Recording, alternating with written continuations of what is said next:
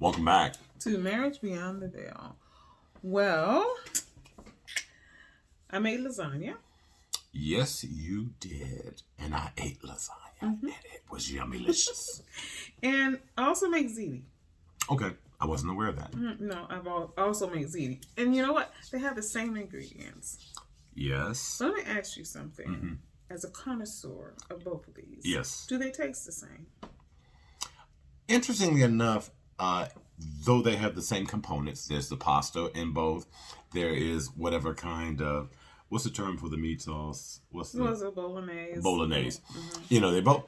But interestingly enough, they do taste differently. Right. How is that? Okay, so I just want you to hold on to that for a minute. Yeah. So same ingredients. What kind of trickery is this? Same ingredients, but they taste different. Right. Mm-hmm. So in a love relationship. Wow.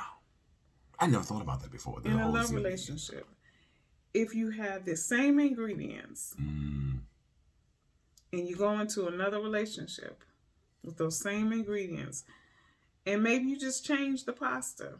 Okay. Is it going to be the same or is it going to be a different flavor?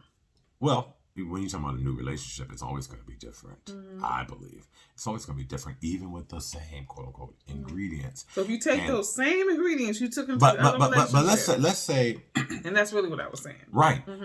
Let's say, like with lasagna, you know, you got the lasagna noodles, these flat, wide noodles. In the ziti, you have a penne pasta, if you will. The texture is different. That's right. And that could have something to do with how the taste is different as well, because you're dealing with different textures. Even though the components may be the same, even identical, right?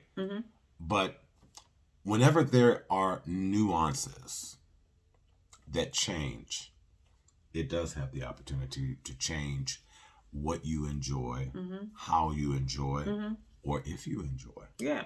And what's so beautiful about lasagna, and I think that's why if you purchase it, it's always going to be more expensive than a ziti, although the ingredients are very similar, is the way that you layer it.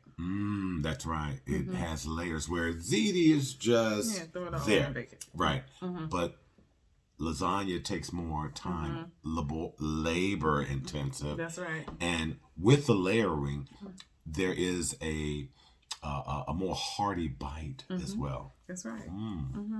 So, you know, I'm always thinking, you know, because I'm a chef, you know, among other things, how food relates to love relationships. And that was just one of the things that just popped out of me when I was serving. I was thinking to myself, oh my goodness, they're so similar in terms of the food, the ingredients, but it just tastes so incredibly different. Wow. And with the layers and the time that it takes to make lasagna, it is such a more rich. Yeah, yes. Yeah.